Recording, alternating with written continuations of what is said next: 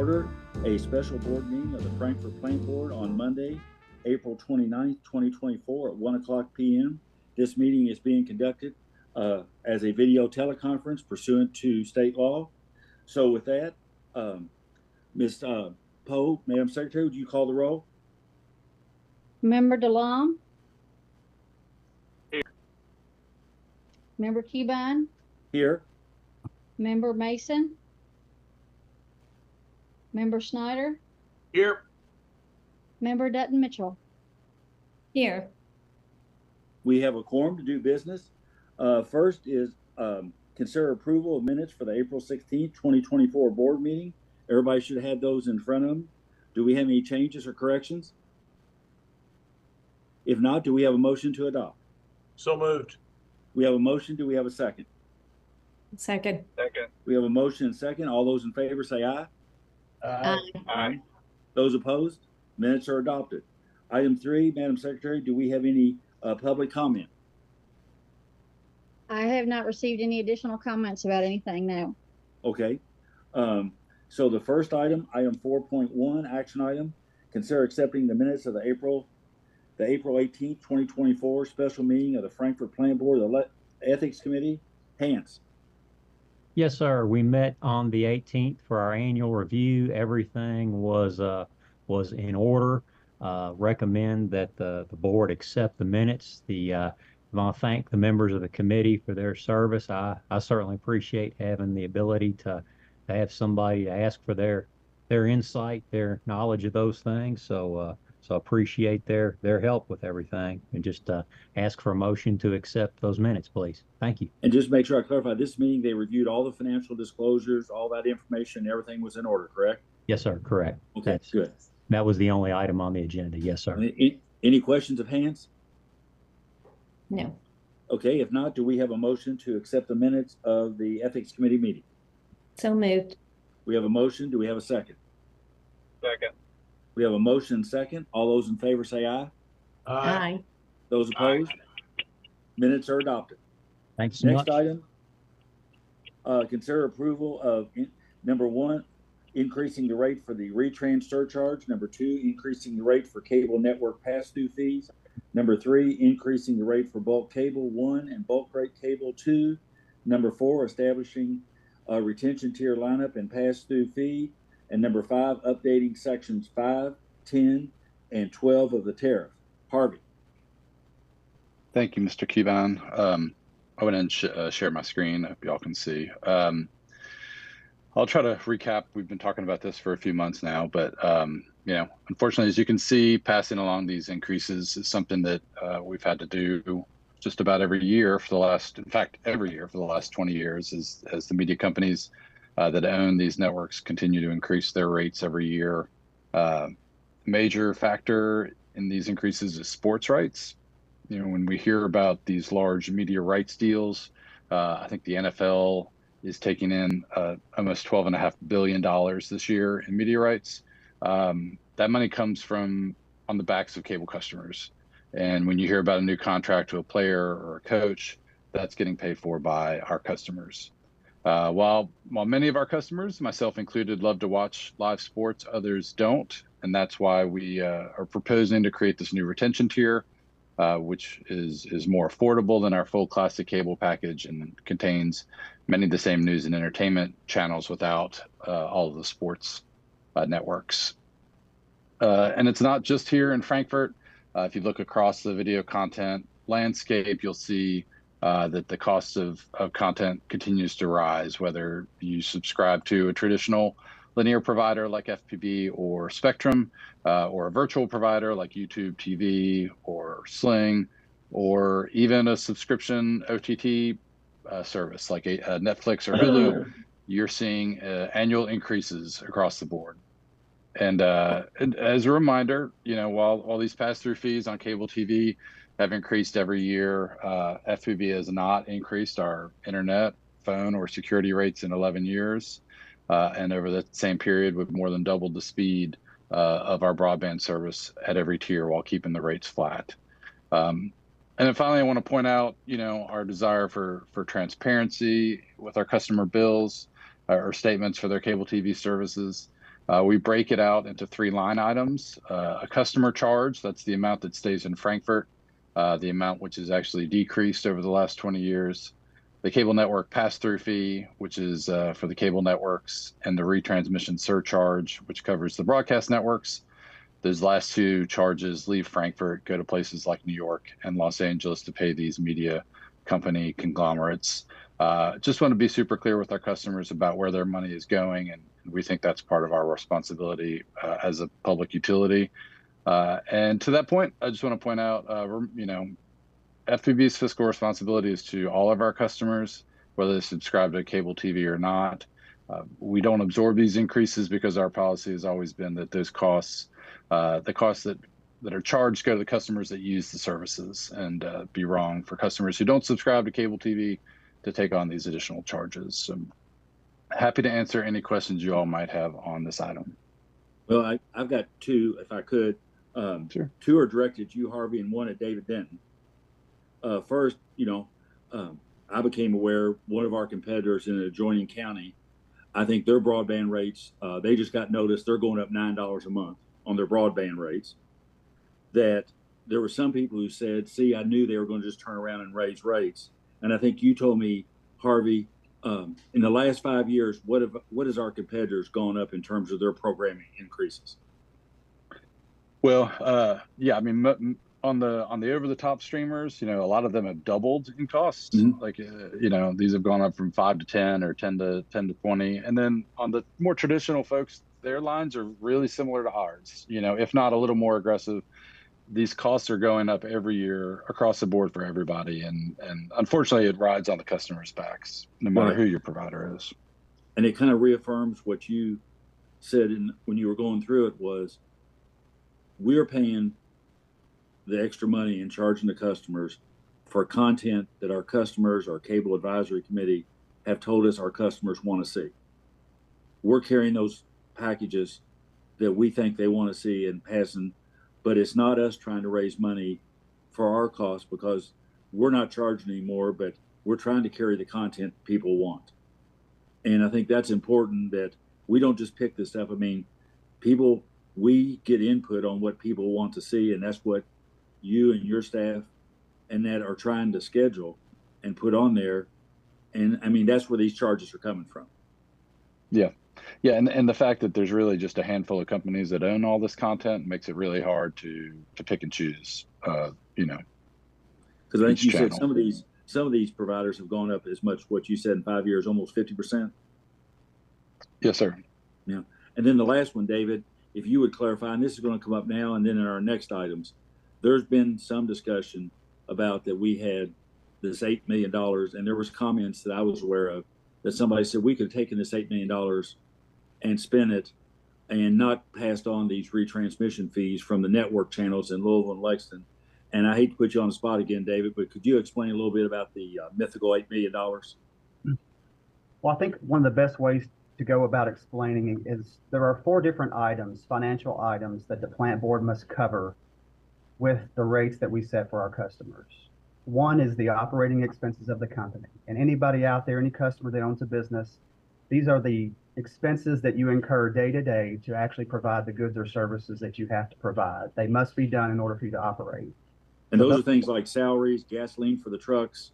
Yes, the largest wholesale power, these broadcast and cable TV fees that we charge, pumping, and actually creating and chemical treating water to sell.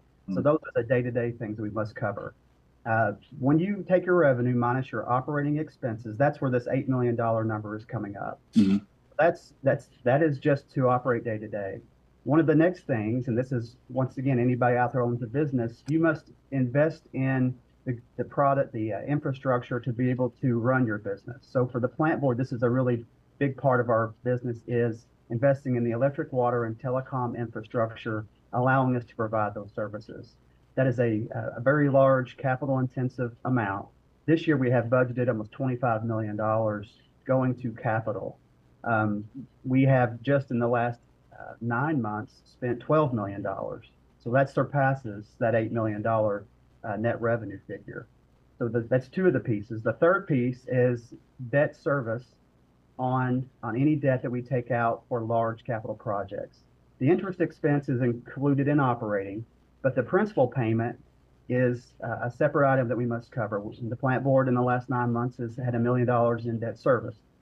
And then the fourth piece is keeping sufficient cash reserves to be able to have a financially stable company, to be able to handle emergencies like just last night and the tornadoes in Oklahoma. If we were to experience something like that, we need to have cash to be able to come in immediately and repair and get services back up.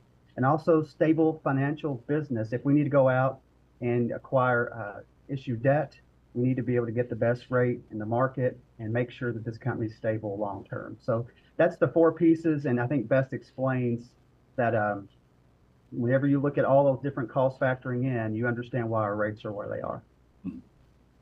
Okay, thanks, David. Does anybody have any questions of David or Harvey about this item and the financial situations and how we're funding it and what the costs are, John? John, I've got one. Yes, sir. Harvey, part of what we did is we made the decision to drop Wave TV. You had made mention that there was a potential for a negotiated period to come back up after that was over with. We've kind of had this on again, off again with Wave, where 6 years ago we dropped them. 3 years ago they came back at pretty favorable terms. This time around they were not willing to give us any concessions at all. Do you have any hope that because I know we had the one person who was very interested in Wave, even though it is the lowest ranked of the least watched of the 3 Louisville networks that we have. Do you have any? Do you think there might be any give and take there? I mean, it couldn't be very much if we're gonna accept it, but Right. I just didn't know if that would be potential, or you think it's going to be another thing where they maybe come back 3 years from now trying to get us to join back up. No, I think we've been engaged with them, and I think they're interested. I don't think we're quite where it needs to be, or really maybe that close to where it needs to be. But I'm hopeful. I think we still have through the end of May before we're going to remove it, and so I'm hopeful. We'll continue to have those conversations and hope to have something we can bring to you guys. So they're going to let us stay on through May at what we were paying previous. Correct. Okay, good. Okay. Well, so the door is closing, but it's not totally shut, and it could reopen, right? Correct. Okay. All right. Catherine, Jason, any other questions or?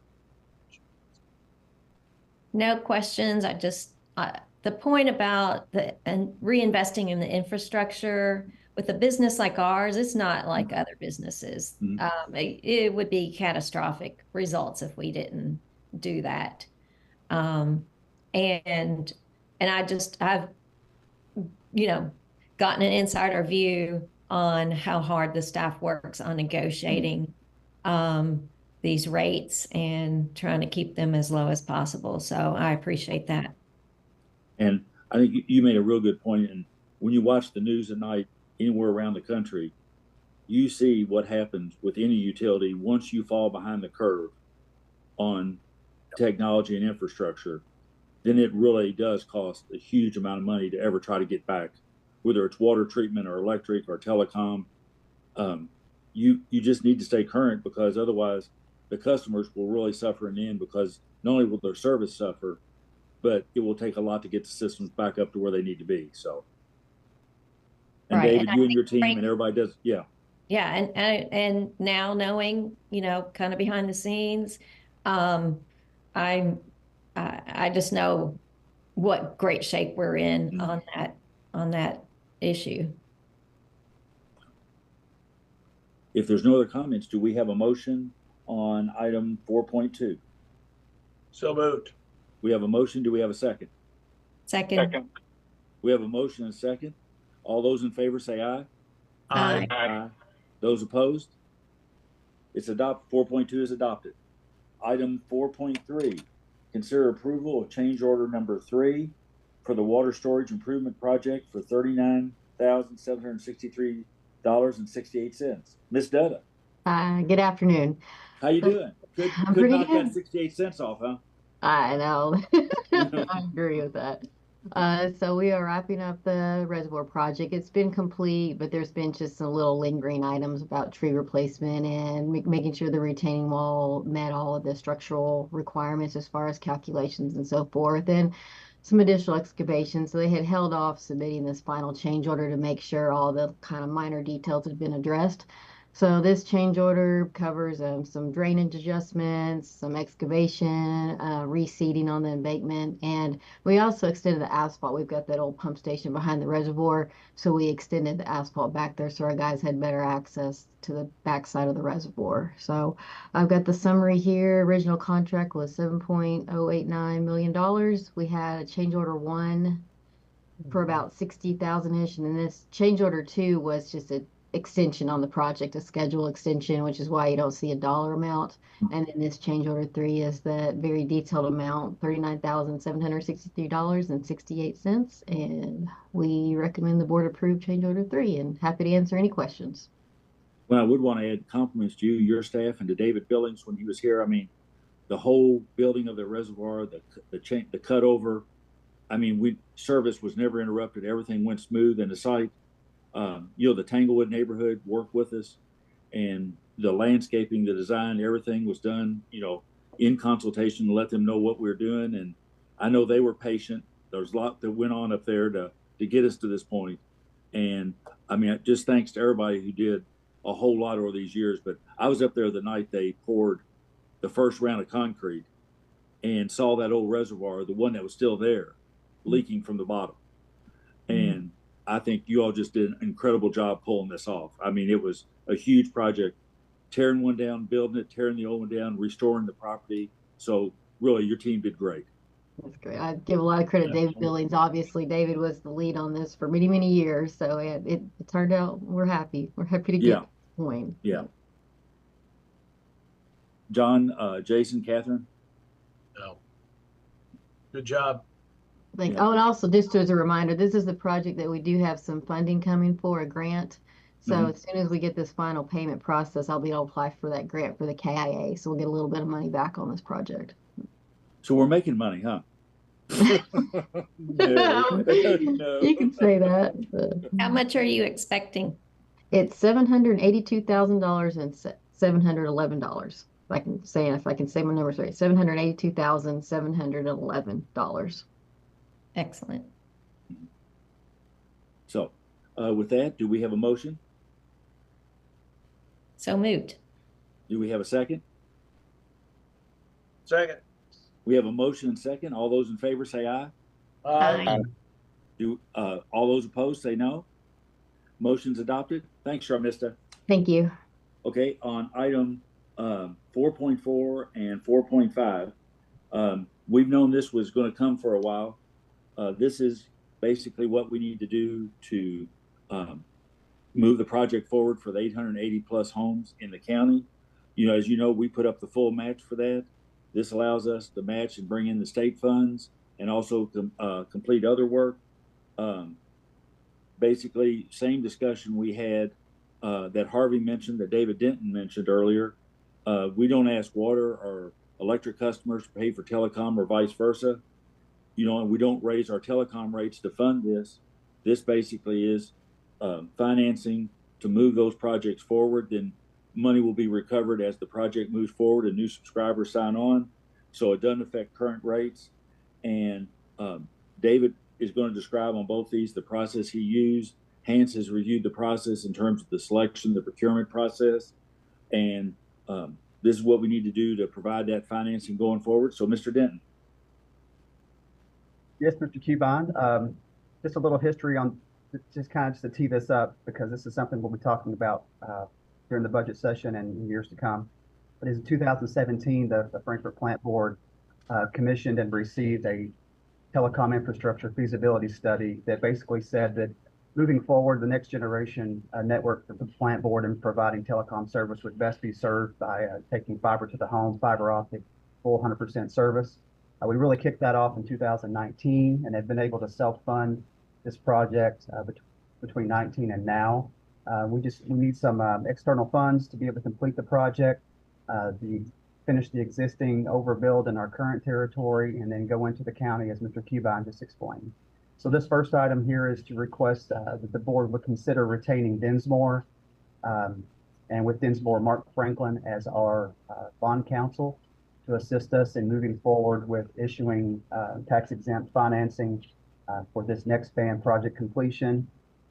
So that's looking at, would be assisting us with several different things, preparing relevant loan documents, helping draft any authorizing board resolutions, helping with all the lease and mortgage docs, working with our financial municipal advisor, any legal opinions with the closing, and also helping determine tax exempt status of it as well. So just asking the board to consider retaining Dinsmore.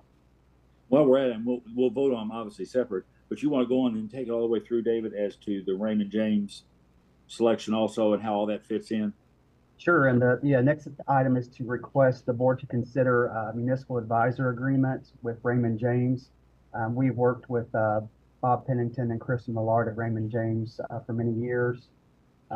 They would be working with bond counsel to assist us in issuing the debt. So the municipal advisor will be helping us with, we're going to do a competitive process with financial institutions and kind of putting the deal out. We did a little road show where you explain what we're trying to accomplish, talk to different financial institutions and issue a request for proposal and look to get the best offer from any financial institution that would like to extend lending to the plant board.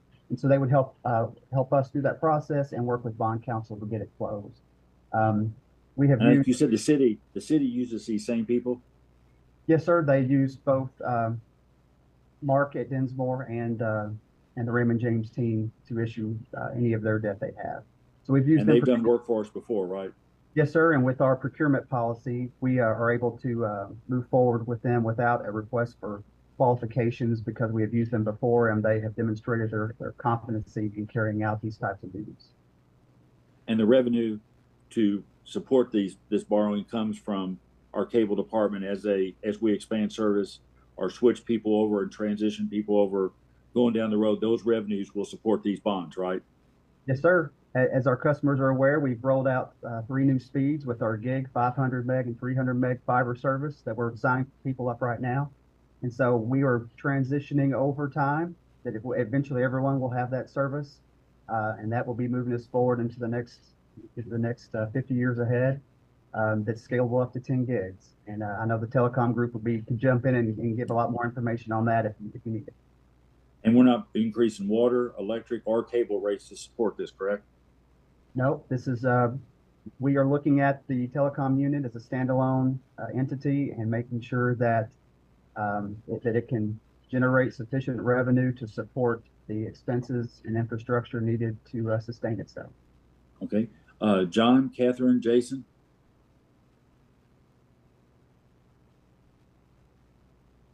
John, if it's in order, I'd like to make a motion to approve the engagement letter with Dinsmore for bond counsel services in agenda item 4.4. I'm sorry, I was on Sure. mute. Sorry. I have a quick question on the fee. How did they come up with the fee? Was that a percentage of the debt servicing amount, or like an estimate on the hour, based on hourly rate, or how did they come up with that? I couldn't speak to how either of the firms came up with theirs. In total, it is about 0.6% of the total lending issuance. So I don't have details on how they calculate that. I mean, the experience that I've been dealing with bonds before, usually on most of these, it's a percentage of the deal, as I've seen them. I mean, they have a certain amount of fixed costs that they build in and about their time and so forth, but usually they operate on percentage basis for fees and so forth, at least the ones I've dealt with in the past. All right. And is that a percentage that we're used to having to pay? I feel comfortable with the work that's been performed in the past and feel comfortable. I know the city uses these two companies.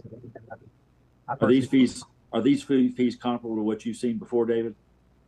They are. Yeah. We're talking about issuing up to $20 million. Yeah. This is what it costs. Okay, thank you. Okay, do we have a second?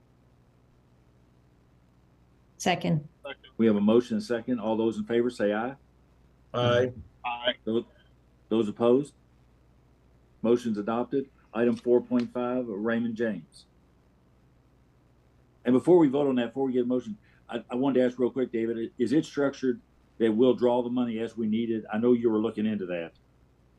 Well, that's going to be part of the process where you're going to we're going to explain to different lenders what we're trying to accomplish. We do want to take advantage of future rate decreases. We want to keep that in mind. So we're going to do everything we can to make sure that our customer owners are protected and get the best deal that they get. And so that will be kind of leaving a little bit of an open-ended question for lenders to give us their best offer. Anything will help us defer interest is definitely appreciated. And if they made us draw it all, I guess we could invest it under the arbitrage rules, couldn't we? We could, as long as we just make sure we're not getting into. You got to stay right, but yeah. Right. You can't make it on arbitrage. You just get close. Right. Yeah. Item 4.5, do we have a motion? So moved. Do we have a second? Second. Okay, we have a motion. Steve, how you doing, buddy? We have a motion and second. All those in favor say aye. Aye. Those opposed? Motion's adopted. Since this is a special meeting, we can't consider anything else, so we do have a motion to adjourn. So So moved. We have a motion, and I think we had a motion and second. Did you get it, Kathy? Yes. Okay, we have a motion second. All those in favor of adjournment say aye. Aye. Aye. Those opposed? We're adjourned. Thanks, everyone. Thanks. Thank you. Thank you all. See you.